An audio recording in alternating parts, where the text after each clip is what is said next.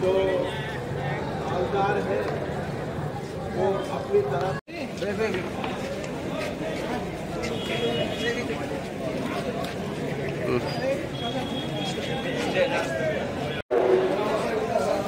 যারা নামাজ সামনে মসজিদের ভিতরে আবার জমা করছে ওই জমাতে শরীর হয়ে যান। মসজিদের সামনে আজকে পবিত্র ঈদ উল আজহা বা কুরবানির ঈদ।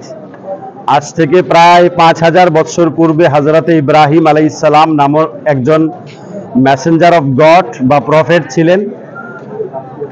90 বছর বয়স পর্যন্ত ওনার কোনো সন্তান ছিল না। 90 বছর বয়সের পর আল্লাহর কাছে বিশেষ প্রার্থনার মাধ্যমে অলৌকিকভাবে একটি সন্তান জন্ম হয়, যার নাম রাখা হয় ইসমাইল। তার 12 থেকে 13 বছর বয়স হওয়ার পর আল্লাহর পক্ষ থেকে নির্দেশিত হন তার প্রিয় একমাত্র সন্তানকে আল্লাহর রাস্তায় বিসর্জন করার জন্য, কুরবানি করার জন্য। তিনি প্রস্তুত হন, ছেলেও প্রস্তুত হয়। আর সৌদি আরবের মক্কার মিনার ময়দানে ছেলেকে কুরবানি করার জন্য নিয়ে যান এবং ছুরি চালান, কিন্তু ছুরি চলে না, কার্যকরী হয় না। আল্লাহর পক্ষ থেকে ঘোষণা হয়, ইব্রাহিম তোমার ছেলেকে কুরবানি করা এটা উদ্দেশ্য ছিল না, এটা একমাত্র পরীক্ষা ছিল। এই পরীক্ষায় তুমি সফল হয়েছ, তাই আল্লাহর পক্ষ থেকে একটি দুম্বা প্রদান করা হয়, এটাকে কুরবানি করো।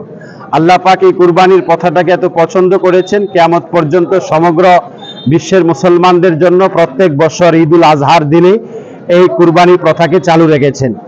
তো আসলে মূলত আজকের এই কুরবানির দিনে বা ঈদের দিনে এটা একটা ত্যাগের উৎসব।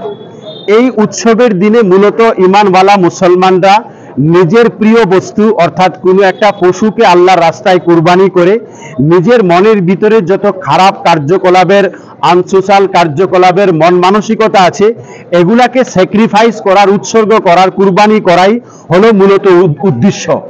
এই উদ্দেশ্যকে কেন্দ্র করে যখন একটা মানুষ কুরবানি করবে, মূলত একটা সৎ আদর্শ মানুষ হওয়ার এর একটা প্র্যাকটিস বা অনুশীলন।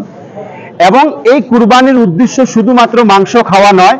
এই কারণে কেউ যদি মাংস খাওয়ার উদ্দেশ্যে কুরবানি করে, তাহলে ধর্মীয় মতে তার কুরবানি আদায় হবে না, বিশুদ্ধ হবে না।